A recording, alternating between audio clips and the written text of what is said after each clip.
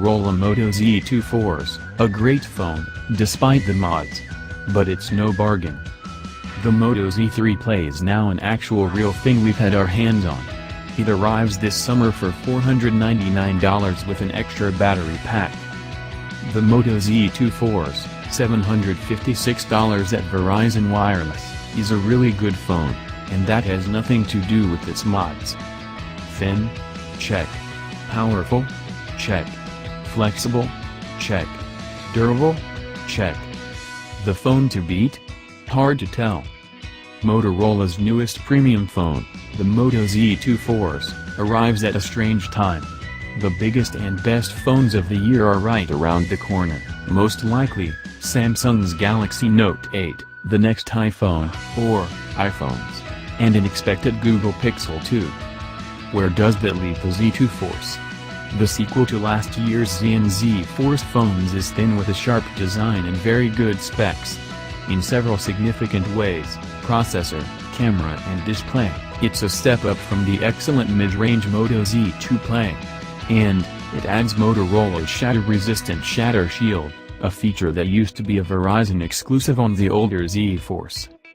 It's also compatible with Motorola's Snap-on Moto mods, an idea that seemed bold last year but now feels like it's treading water, as the idea of modular phones has migrated to niche status on such specialty handsets as Essential and Red Hydrogen.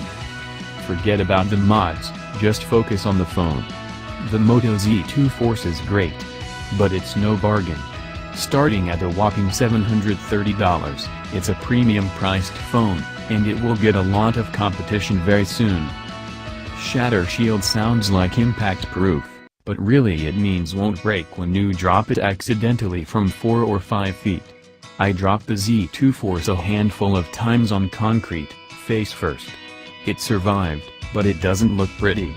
The aluminum case got very dinged up, and some parts of the display were mega scuffed. We did an even deeper drop test, and the results lined up with my experience. That said, we would agree that the screen is effectively crack-proof under all but the most outlandish conditions. Two 12-megapixel cameras on the back are Motorola's first foray into dual cameras, joining the iPhone 7 Plus, LG G6, OnePlus 5 and others. A few new features come aboard with them. One of the two cameras is monochrome, one color. A truer black and white mode claims better black and white photos. Shots did look great, but I never had problems shooting black and white before with a filter.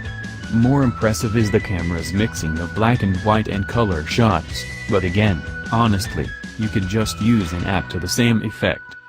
A new depth mode mimics the popular bokeh type effect, but the results I got ranged from acceptable to way too artificial. Camera quality, in my time using it so far, seemed good, but not always great. I had some autofocus issues, and low light performance wasn't stellar. Extra controls over manual focus, white balance, shutter speed, ISO and exposure compensation help.